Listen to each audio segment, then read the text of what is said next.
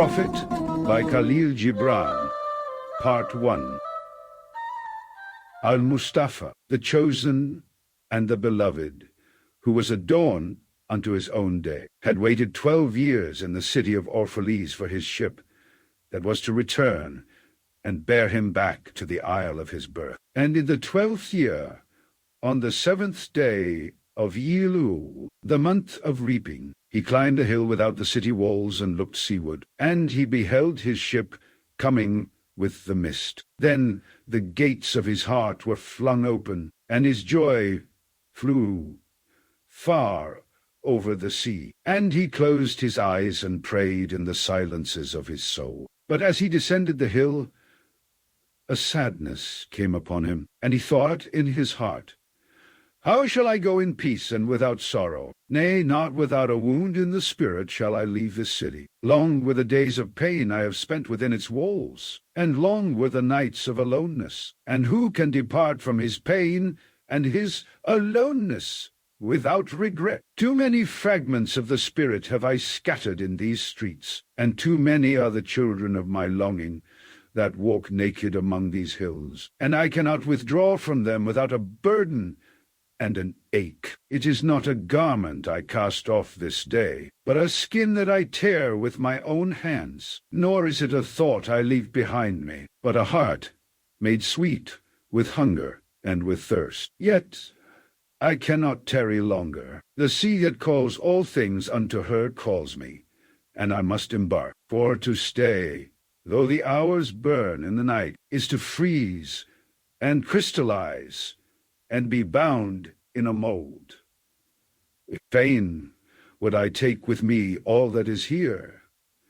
But how shall I? A voice cannot carry the tongue and the lips that gave it wings. Alone must it seek the ether, and alone, and without his nest, shall the eagle fly across the sun. Now when he reached the foot of the hill, he turned again towards the sea, and he saw his ship approaching the harbor, and upon her prow the mariners, the men of his own land. And his soul cried out to them, and he said, "Sons of my ancient mother, you riders of the tides, how often have you sailed in my dreams? And now you come in my awakening, which is my deeper dream. Ready am I to go, and my eagerness with sails full set awaits the wind. Only another breath will I breathe in this still air, only another loving look cast backward, and then I shall stand among you, a seafarer among seafarers.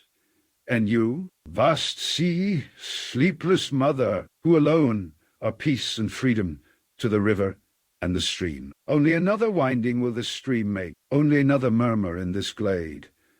And then shall I come to you, a boundless drop to a boundless ocean." And as he walked, he saw from afar men and women leaving their fields and their vineyards, and hastening towards the city gates. And he heard their voices calling his name, and shouting from field to field, telling one another of the coming of his ship. And he said to himself, "Shall the day of parting be the day of gathering? And shall it be said that my eve was in truth my dawn? And what shall I give unto him who has left his plough in mid-furrow, or to him who has stopped the wheel of his winepress? Shall my heart become a tree heavy laden with fruit, that I may gather and give unto them? And shall my desires flow like a fountain, that I may fill their cups? Am I a harp that the hand of the mighty may touch me, or a flute that his breath may pass through me? A seeker of silences am I, and what treasure have I found in silences,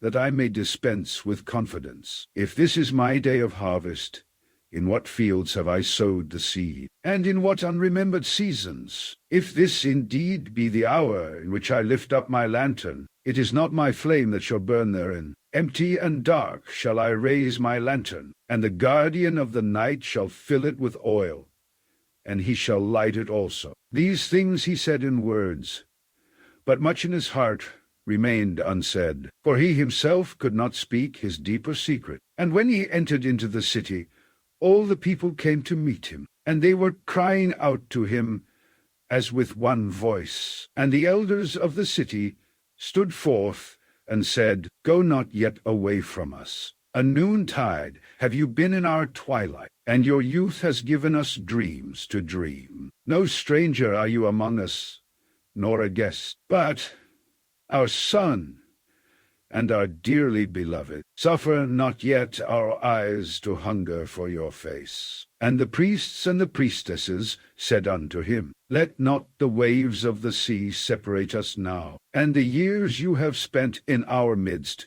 become a memory. You have walked among us a spirit, and your shadow has been a light upon our faces.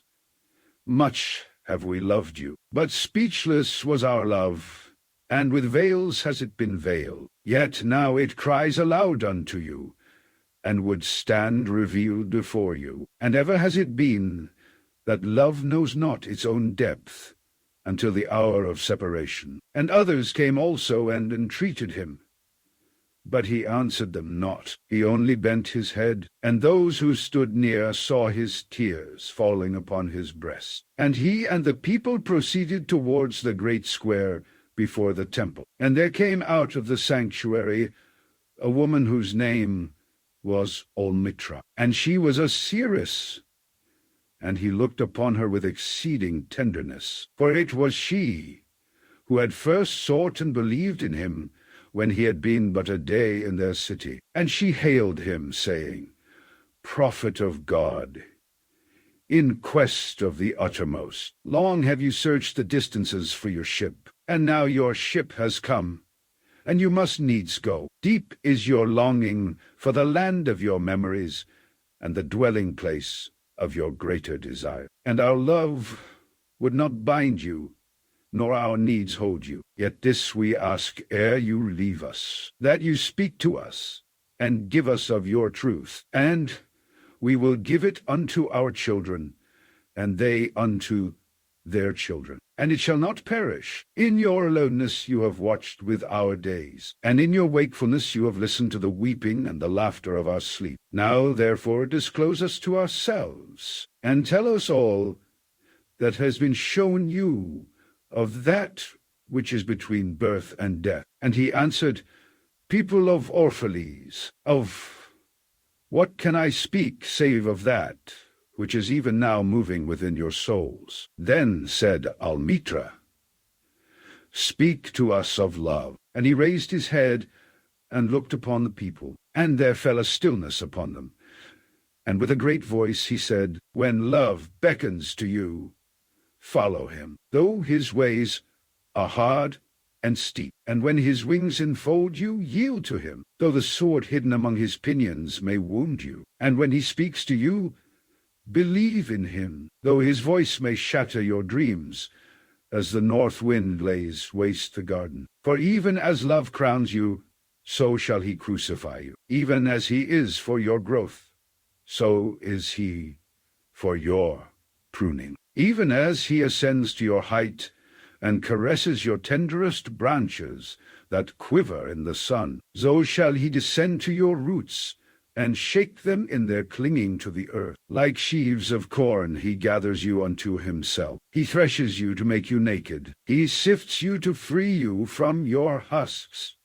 He grinds you to whiteness. He kneads you until you are pliant. And then he assigns you to his sacred fire, that you may become sacred bread for God's sacred feast. All these things shall love do unto you, that you may know the secrets of your heart, and in that knowledge become a fragment of life's heart. But if in your fear you would seek only love's peace and love's pleasure, then it is better for you that you cover your nakedness and pass out of love's threshing floor into the seasonless world, where you shall laugh, but not all of your laughter, and weep, but not all of your tears. Love gives naught but itself, and takes naught but from itself. Love possesses not, nor would it be possessed. For love is sufficient unto love. When you love, you should not say, God is in my heart, but rather, I am in the heart of God. And think not you can direct the course of love for love. If it finds you worthy, directs your course. Love has no other desire but to fulfill itself. But if you love, and must needs have desires, let these be your desires: to melt and be like a running brook that sings its melody to the night, to know the pain of too much tenderness, to be wounded by your own understanding of love, and to bleed willingly and joyfully, to wake at dawn with a winged heart, and give thanks for another day of loving, to rest at the noon hour, and meditate love's ecstasy, to return home at eventide with gratitude, and then to sleep with a prayer for the beloved in your heart, and a song of praise upon your lips. Then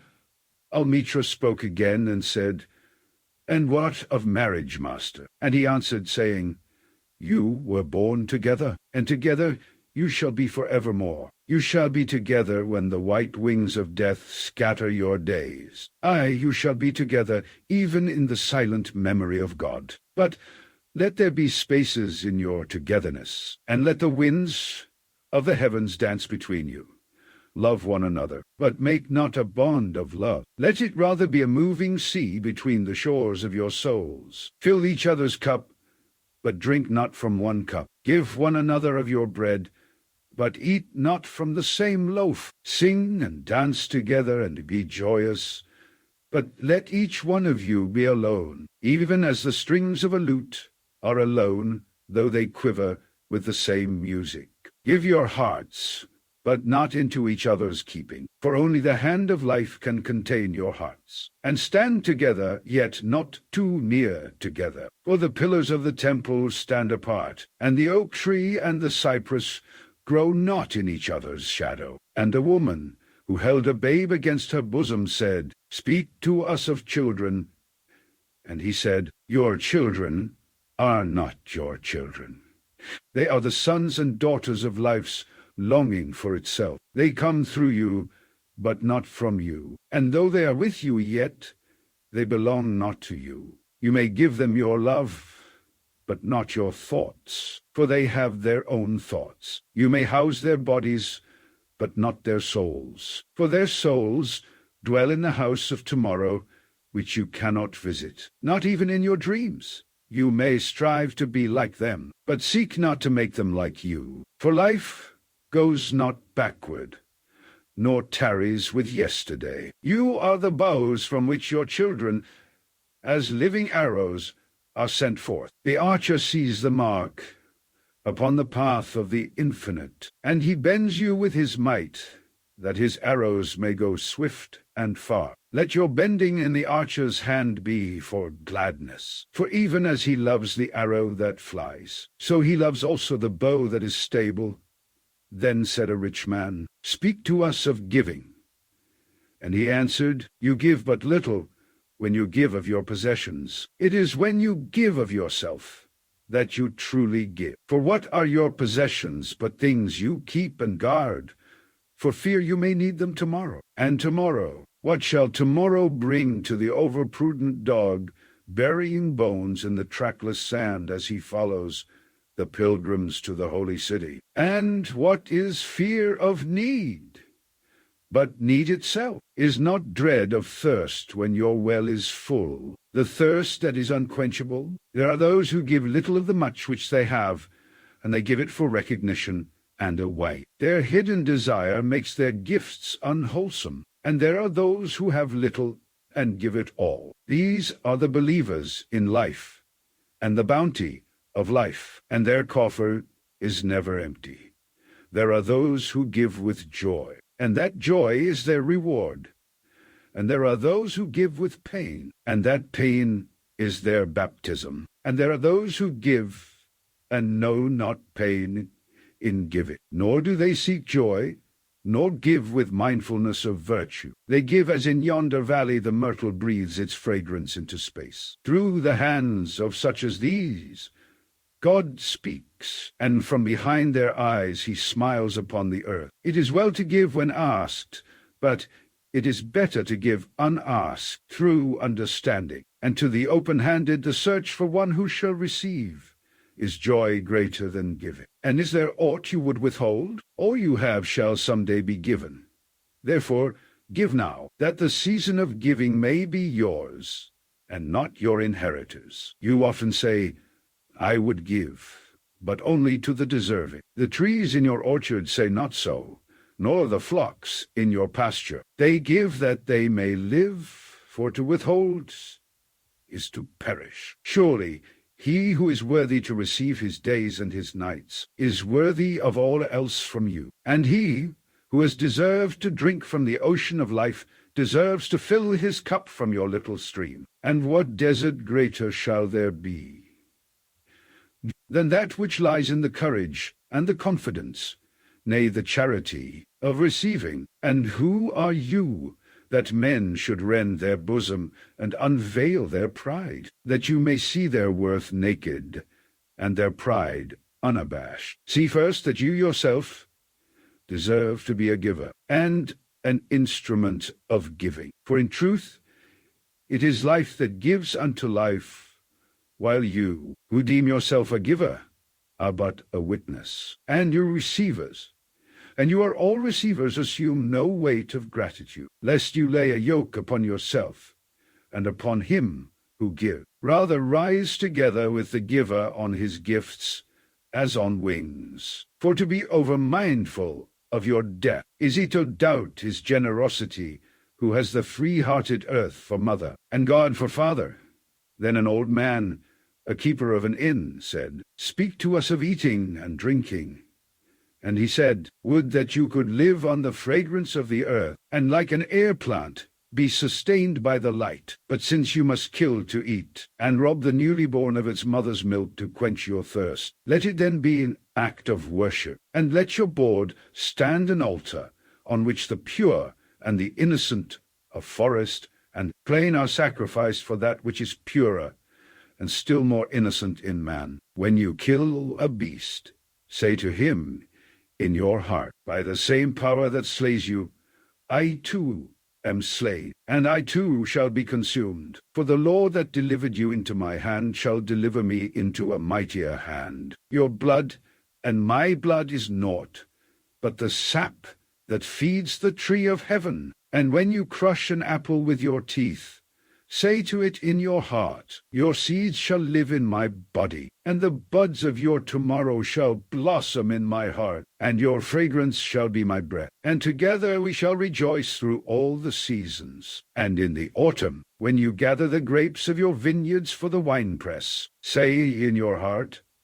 I too am a vineyard, and my fruit shall be gathered for the winepress. And like new wine, I shall be kept in eternal vessels.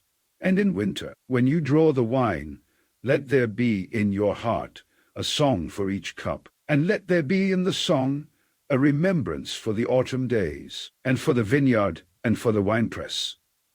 Then a plowman said, Speak to us of work.